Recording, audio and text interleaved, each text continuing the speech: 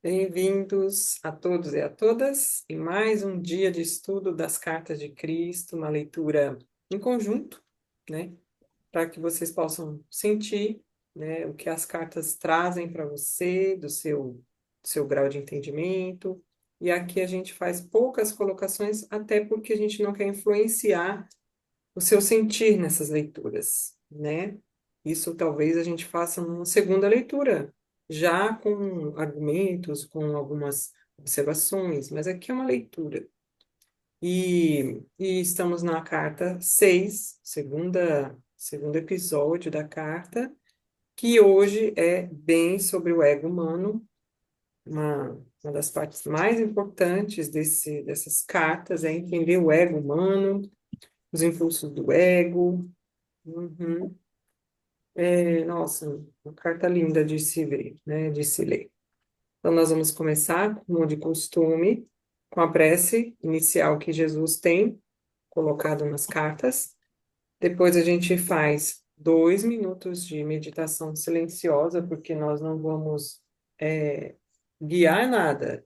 Nós vamos entrar no nosso silêncio interior, um vácuo, um vazio.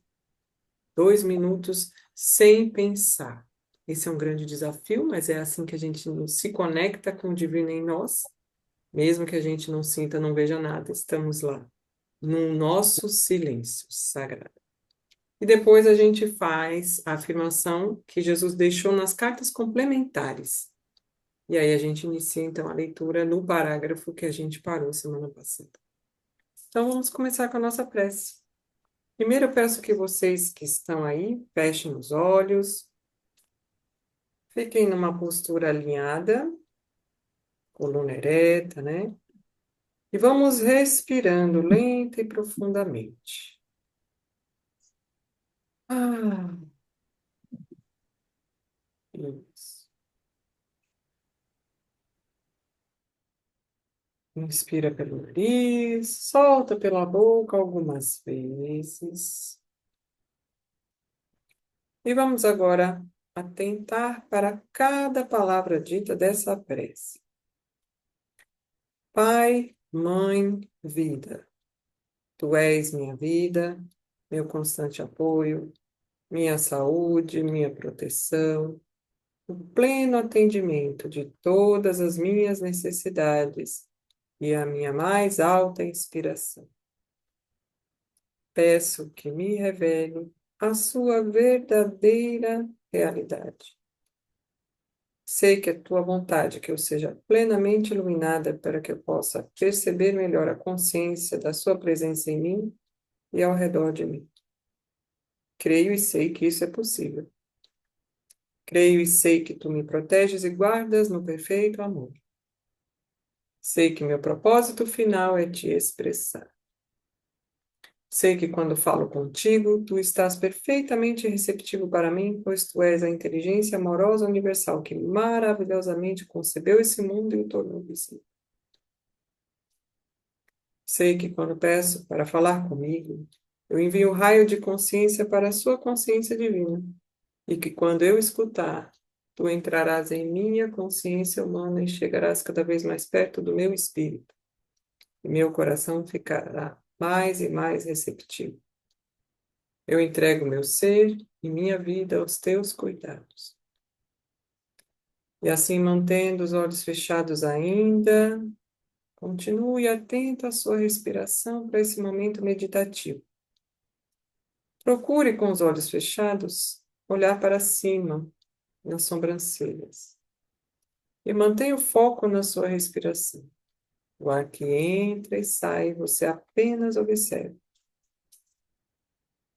E assim, vamos procurar não pensar os pensamentos. Quietude, silêncio. Por 2 minutos, que eu estou dando início agora.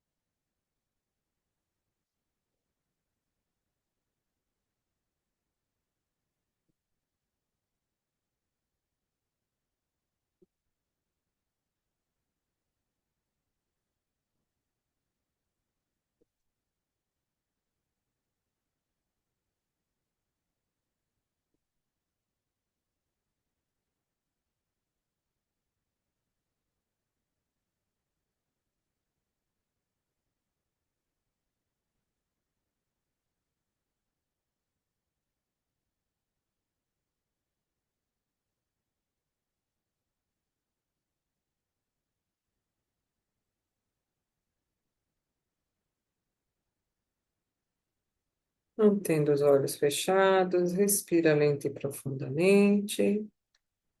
E agora apenas vamos ouvir a afirmação que Jesus deixou nas cartas complementares para que, com o nosso poder de criação, possamos co-criar uma nova era de amor e paz no mundo. Então, vamos lá. Diariamente, eu abro meu coração e minha mente para a consciência divina superior, para que me ajude a dissolver todos os impulsos egoístas do ego. Diariamente, eu abro minha alma para receber a consciência divina, para me ajudar a construir uma nova era de amor e paz no mundo. No reino dos céus, apenas o amor divino, a consciência divina, a alegria, o bom humor e a beleza da autoexpressão serão sempre sublimemente manifestados. Em cada canto do mundo, a natureza florescerá exuberante e harmoniosamente, fornecendo frutas e alimento para cada pessoa na terra. Toda pessoa será alimentada, todos serão vestidos, todos serão elevados em espírito e todos manifestarão a consciência divina de todas as maneiras, todos os dias. Eu ergo essa visão de felicidade para a consciência divina, onde ela será inflamada com a vida divina para a sua perfeita manifestação na Terra. Eu agradeço com amor a minha fonte, pois nesse mesmo momento tudo está começando a tomar forma no invisível. E respirando fundo, vamos voltando, abrindo os olhos para aqui, para a nossa leitura. E é isso. Vamos iniciar a nossa leitura agora. Eu vou passar a palavra para a Vera, que vai começar a nossa leitura de hoje.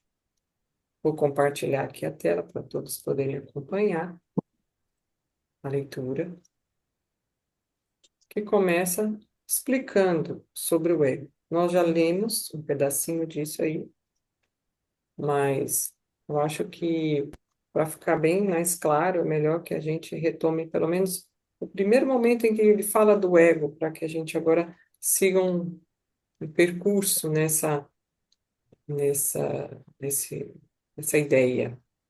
Então, Vera, fica à vontade aí para começar.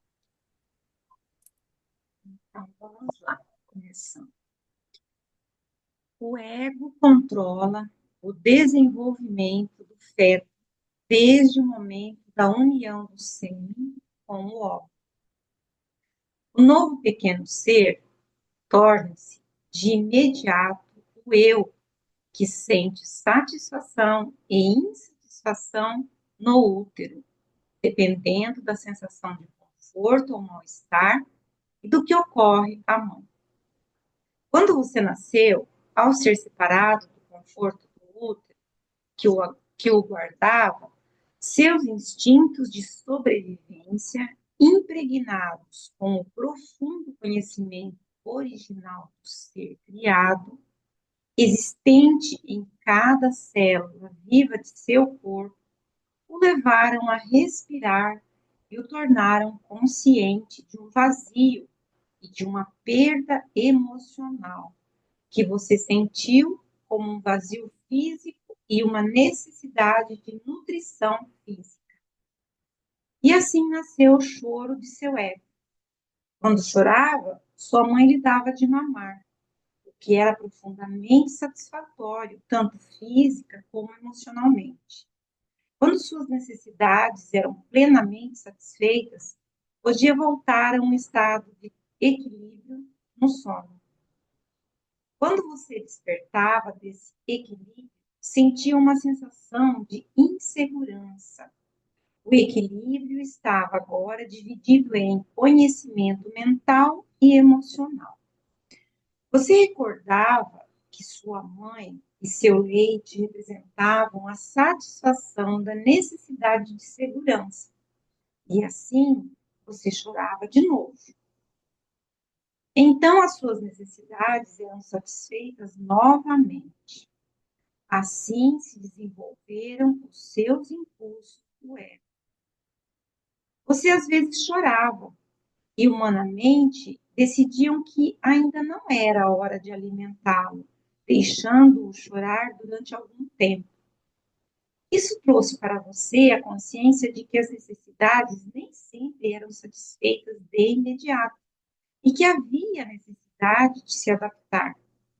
Você escolhia a raiva e chorava com mais força, ou escolhia a aceitação. Sua escolha de reação dependia das características do impulso do ego, gravadas em sua consciência ao nascer. Nenhuma das formas de impulso do ego deve ser condenada ou julgada. Elas são o resultado natural do fator criativo do ego, que assegura a individualidade. Como expliquei em minha última carta, o ego é o guardião da individualidade. Se você não tivesse sido infundido com esse impulso para chorar, pelo que deseja para ser feliz, ou de recusar o que entristece, você estaria à beira da não existência. Se não saísse correndo ou pedisse ajuda quando estivesse em perigo, poderia morrer. Se não tivesse chorado, exigindo alimento ao nascer, poderia ter morrido de fome. Se não tivesse acolhido com prazer o leite ao mamar, se aninhando afetuosamente a sua mãe, talvez nunca tivesse desenvolvido uma carinhosa proximidade e ligação com ela. Sem o impulso do ego, não haveria criação, nem individualidade, nem satisfação das necessidades, nem proteção, nem respostas calorosas e nem amor humano. Sem o impulso do ego, não haveria autodefesa, nem autoproteção, nem sobrevivência. Por outro lado, o impulso do ego, o eu, primário do indivíduo, está gravado somente com a necessidade de autossatisfação e de sobrevivência. Durante a infância, o eu do ego é governado pelo que você gosta e pelo que não gosta, pelos desejos, pela recusa do que não quer e pelos hábitos formados na constante repetição dos sentimentos. Os maus hábitos se estruturam sob a forma de respostas inaceitáveis do ego às experiências pessoais e ao ambiente, e são gravados no inconsciente ou no subconsciente, onde permanecem ocultos. Eles surgem em padrões repetitivos de comportamento, quando a memória de circunstâncias e modos de comportamento anteriores, inconscientemente, trazem-nos à mente. Então, a mente subconsciente e a mente consciente começam a trabalhar juntas para desenvolver a personalidade. Grande parte do comportamento se torna comportamento condicionado e é muito difícil de mudar. Quando a pessoa está inconscientemente programada com fortes hábitos egocêntricos de pensamento, comportamento, e encontra dificuldade para viver com os outros em harmonia, essa pessoa dirige-se a um psicólogo para que ajude a desvendar a outros em harmonia, para que ajude a desvendar a complexidade de seus problemas mentais e emocionais. A dor e o sofrimento que surgem da concordância ignorante com os impulsos do ego persistirão até que minha verdade da existência seja plenamente compreendida e os princípios geradores da vida tornem-se um guia consistente dos hábitos de pensamento e de respostas às experiências da vida. A Igreja descreve essa dificuldade humana como tentação de Satanás. Não se trata disso. Este é um processo natural causado por reações incontroladas diante da vida, provocadas pelos impulsos do ego, cujo único propósito é o de trazer felicidade e contentamento individual, satisfação da necessidade ou intimidade, independência, segurança, paz. Tudo direcionado para a sobrevivência. Deve entender-se que não há nada de mal no impulso do ego. Ele é o instrumento necessário da criação. É o indivíduo por si mesmo quem provoca os desequilíbrios na vida, ao dar ao impulso do ego o pleno controle de sua personalidade, sem pensar ou ter consideração por outras pessoas. Isso também não deve ser julgado, nem criticado, uma vez que a pessoa que está possuída pelo impulso do ego não conhece outra maneira de pensar ou de operar dentro da dimensão terrena. A criança nada sabe sobre o autocontrole, além daquilo que os seus pais e mestres da escola ensinam para ela. Portanto, os erros que comete ao responder perante a vida com os seus altos e baixos só podem ser aceitos com bom ânimo pelos pais e mestres, uma vez que a criança não tem compreensão do que a está impulsionando. Se ela quer algo, o que, se ela quer algo, o quer imediatamente e se pergunta por que não pode ter. Não há nada mais em sua mente do que isso. Ela vê algo de que gosta e o quer. É cruel dizer a uma criança bruscamente: não, não pode ter. Isso insulta e agride o seu sistema inteiro. Desde a mais precoce infância, o processo de educação da criança deve iniciar-se com lógica e confiança, afirmando seu direito de sentir-se seguro em seu ambiente. Seu sentido de segurança deve ser desenvolvido pela explicação da maneira correta de expressar os seus desejos. É o amor e não a irritação ou a raiva que deve escolher as palavras que expliquem à criança por que não pode ter o que quer. A criança escutará a mensagem quando for dada com amor. Quando for dada com paciência, provocará seus impulsos do ego mais profundos e começará a assumir a forma de ressentimento aberto ou oculto, ou um sentimento de frustração profundamente arraigado que fere o ego, reduzindo o sentido natural de valor próprio da criança.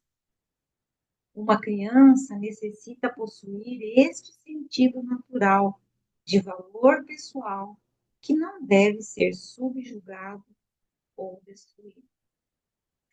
É necessário que os pais e os mestres sinalizem à criança muito claramente que as outras pessoas do mundo também têm necessidades, seus direitos sobre suas posses, seus desejos de paz e prazer.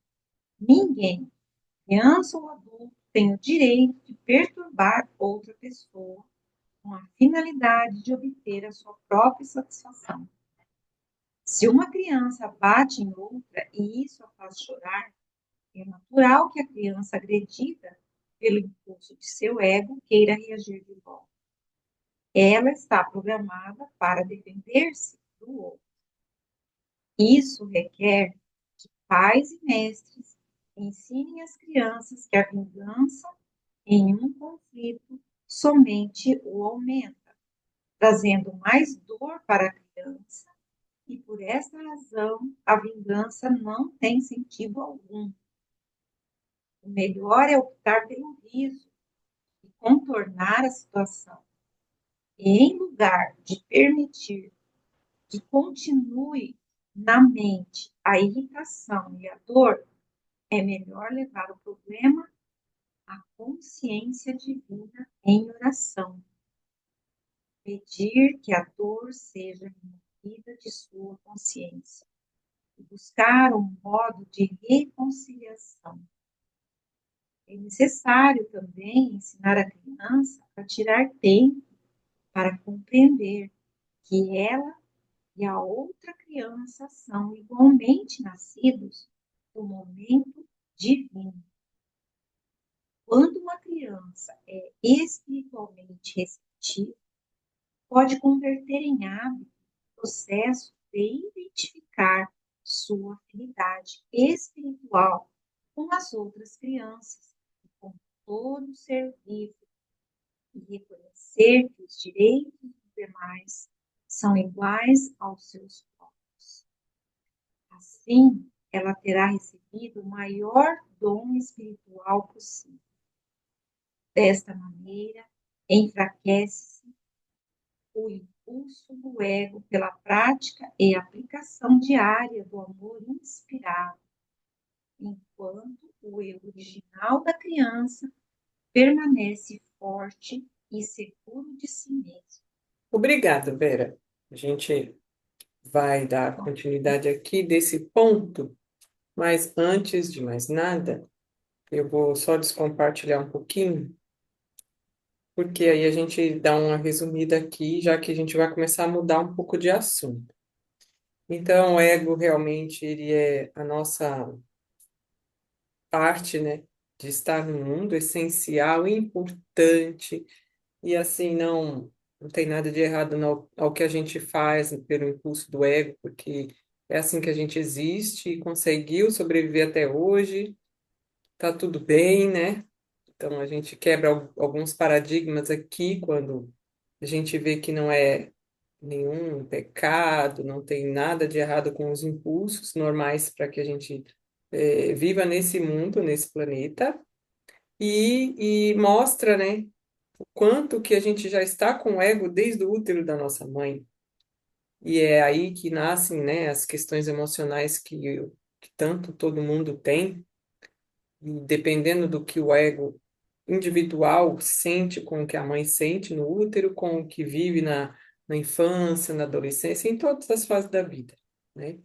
E quanto que a educação da criança dentro de um controle, né, de entendimento, de respeito ao próximo, faz com que uma sociedade futura possa ser melhor em questão de respeito, né, de amor, de cuidado, sem deixar o ego existir, porque não dá.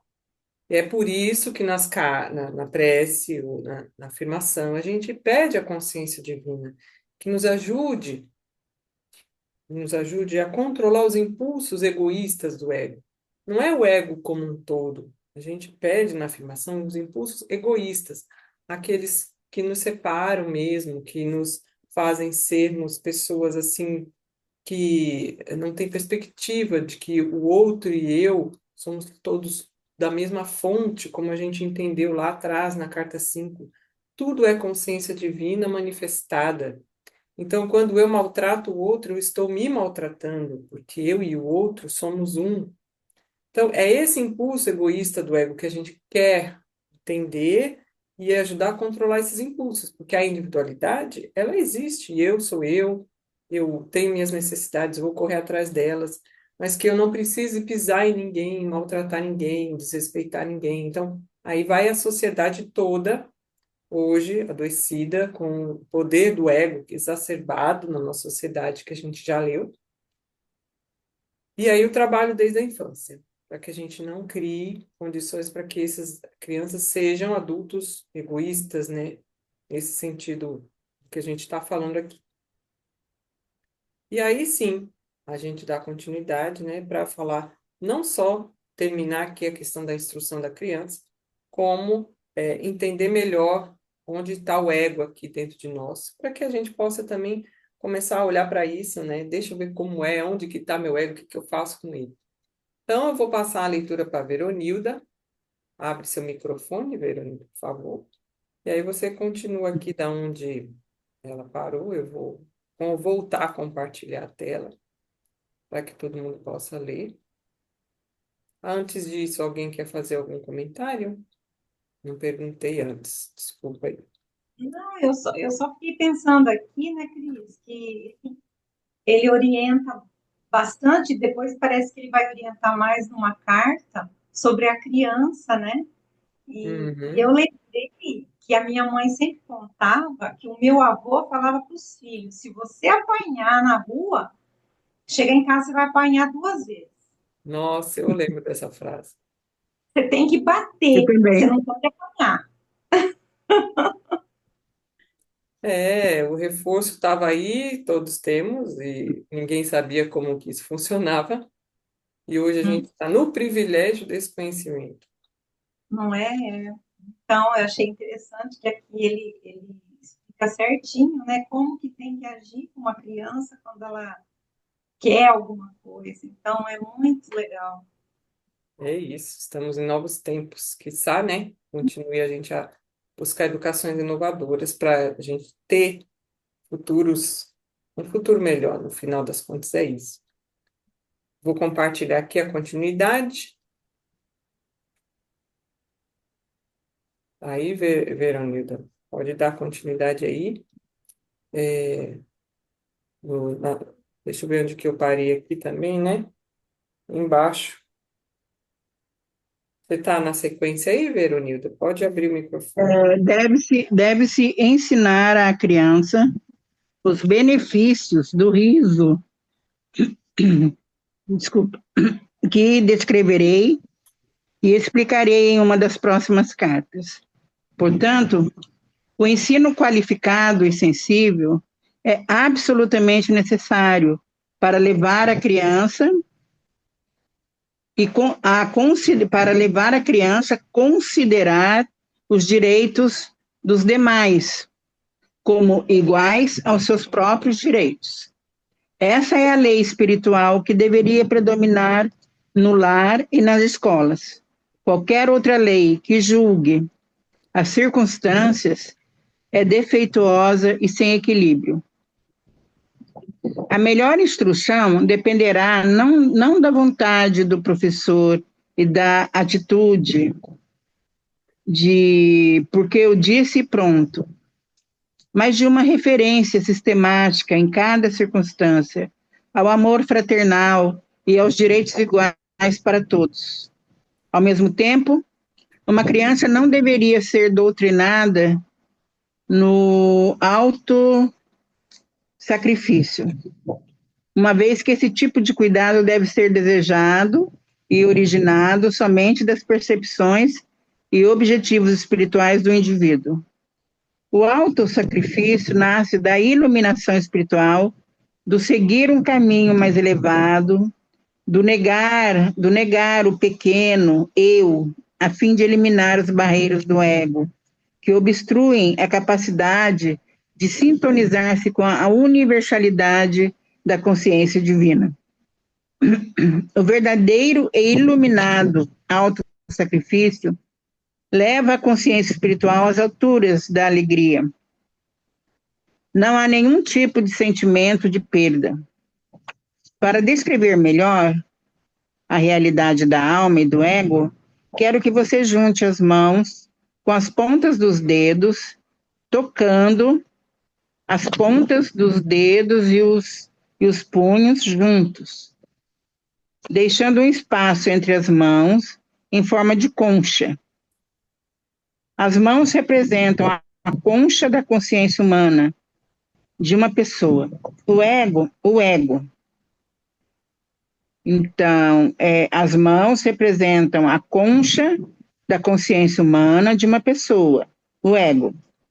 O espaço entre as mãos representa corretamente a alma, nascida da consciência pai, mãe, vida, no momento de sua concepção.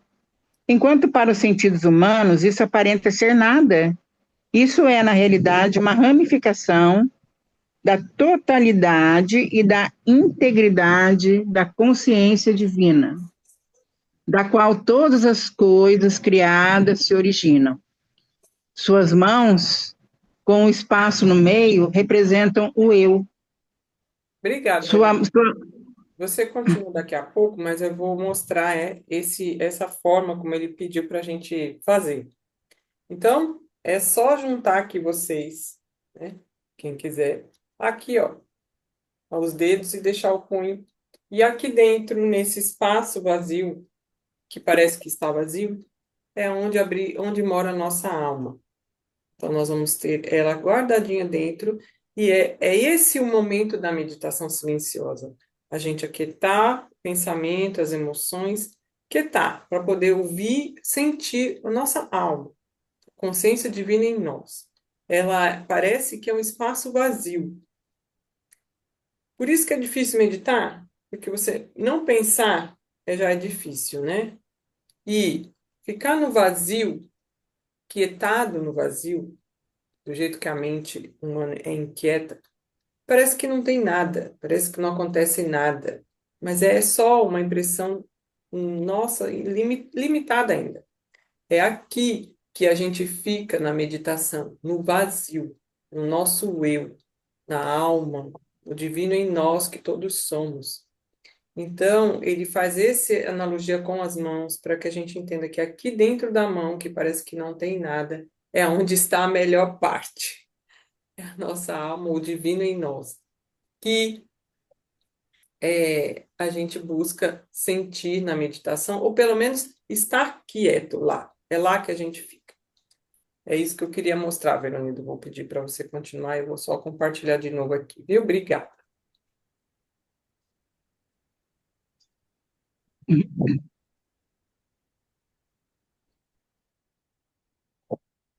suas mãos, direita e esquerda, representam duas potentes forças do impulso magnético do ego.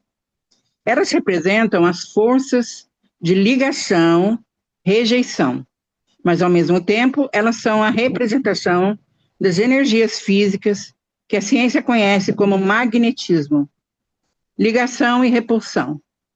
Agora, a partir da sua mão esquerda, dobre a mão direita, fechando-a, e visualize que a utiliza para conseguir o que quer da vida. Ela representa também o que sua consciência humana percebe como a atitude ambiciosa perante a vida. Concentre-se nesse exercício e observe que sua mão direita representa a força magnética da natureza, o vínculo, a atração, a gravidade evidente em toda a natureza. É a fonte de todo querer e desejar. É o impulso magnético que está sempre direcionado para conseguir o que seja necessário ou muito desejado e prazeroso na vida. Esse impulso magnético tem a intenção espiritual de ser dirigido para os propósitos edificantes, ganhando, sustentando, construindo e alcançando. Se não houvesse outras pessoas ou criaturas vivas no mundo, o impulso magnético poderia ter pleno domínio em uma personalidade e não causaria nenhum dano. É somente quando se tem que levar em consideração as outras pessoas, outros seres vivos, ou suas posses, ou os seres queridos de outros, que o incontrolado impulso magnético que atrai, liga, agarra e retém, se torna uma doença da personalidade e não está equilibrado com as necessidades de todos os outros seres vivos. Agora, retorne suas mãos à posição original, formando uma concha com a mão esquerda. Então, leve sua mão esquerda para trás e visualize que ela representa o impulso magnético de repelir, empurrar, esbofetear ou defender-se de qualquer invasão não autorizada de sua propriedade ou posses, ou qualquer ataque sobre sua pessoa, família ou trabalho. Essa mão esquerda representa o impulso magnético de rejeição, cuja intenção espiritual é de assegurar privacidade e segurança em sua vida. É uma arma legítima quando sua sobrevivência física ou emocional está em jogo. Contanto, contanto que você sempre se lembre de que cada ação sua é um padrão eletromagnético de atividade, atração, repulsão, em consciência, que repercute e no final se exterioriza na forma de um ataque similar sobre si mesmo. O aborrecimento pode vir sob a forma de uma crítica por parte de seus pais, professores ou chefe, e as palavras de autodefesa que afloram a sua mente e saem de sua boca são palavras do ego, completamente motivadas pela autodefesa, expressando o impulso magnético de repulsão e rejeição. E quando suas palavras egóicas de ataque se incendeiam num discurso irado, assim também o ego de seu rival é igualmente ameaçado e surgem dele ou dela palavras de autodefesa contra você, o que pode ter começado com uma ação adulta necessária, apontando algum erro e uma maneira melhor de atuar. Frequentemente é entendida por um ego sensível e autocentrado, como um ataque pessoal, que deveria ter sido um instante de crescimento, transformou-se em um tempo de conflito, raiva, possíveis lágrimas, ressentimento contínuo e mútua hostilidade. Em situações como essas, inesperadas, rápidas e desnecessárias, se gera um conflito na mente, expressado em palavras, mesmo em ações que se perpetua através do ressentimento e do ódio. Lembre-se que cada atividade mental, o pensamento e as reações emocionais de atração e repulsão são todas energias criativas da consciência. Essas energias da consciência criam as formas desagradáveis que repercutem, desenvolvem a direção do caráter e afetam os relacionamentos em geral e o meio ambiente também. E elas reduzem a vitalidade do corpo, conduzindo diretamente a uma sensação de mal-estar físico, a uma infecção viral ou uma doença crônica. Quando é atacado de algum modo, o caminho mais elevado, um caminho unicamente de repercussões construtivas, é o de recordar que você pode chamar instantaneamente a consciência divina, da qual receberá imediata proteção em qualquer eventualidade. Todavia, isso só é possível se você puder ir além do impulso magnético de resistência do ego, com a perfeita segurança de que a consciência divina atende cada uma de suas necessidades. Obrigada. Agora volte sua mão. A gente para aqui hoje, para dar continuidade na semana que vem, que aí ele vai aprofundando e aí a gente não fica acumulando informações. Mas obrigada até aqui. Pois é, gente. Então, o ego tem todas essas questões, né? E o quanto que olhar para dentro de nós nos ajuda a estar num nível maior de elevação de consciência, para que a gente possa agir de outra maneira, porque no normal do ego, todo mundo já está agindo. As discussões, o bate-boca, como chama?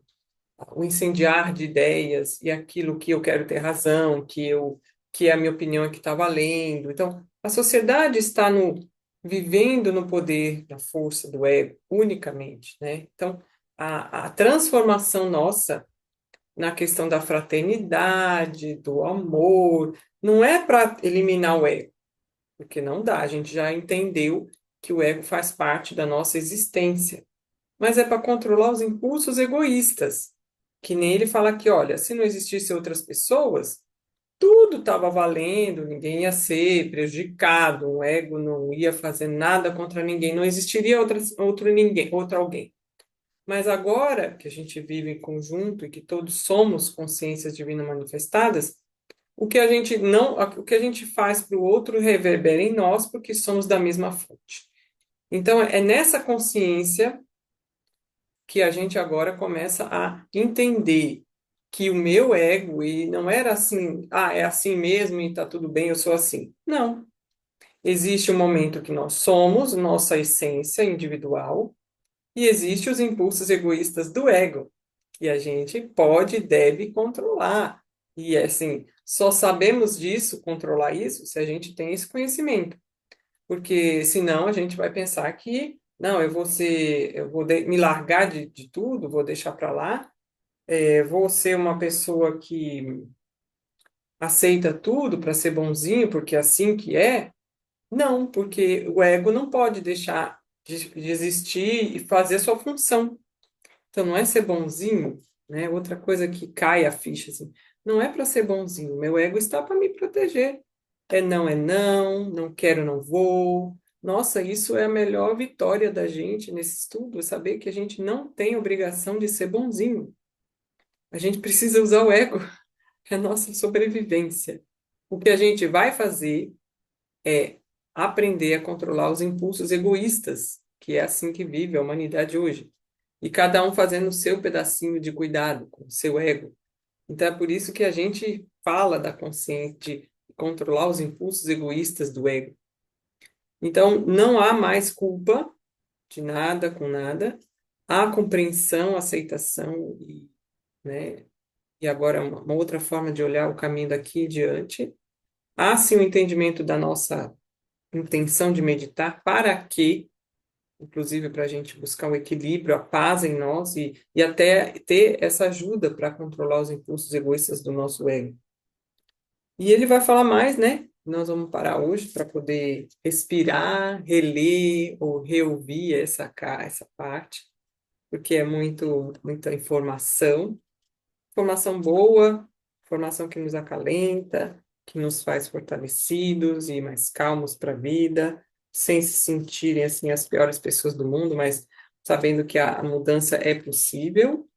E aí a gente continua no domingo que vem, desse pedacinho da onde a gente parou. Então, fiquem bem, até a próxima semana.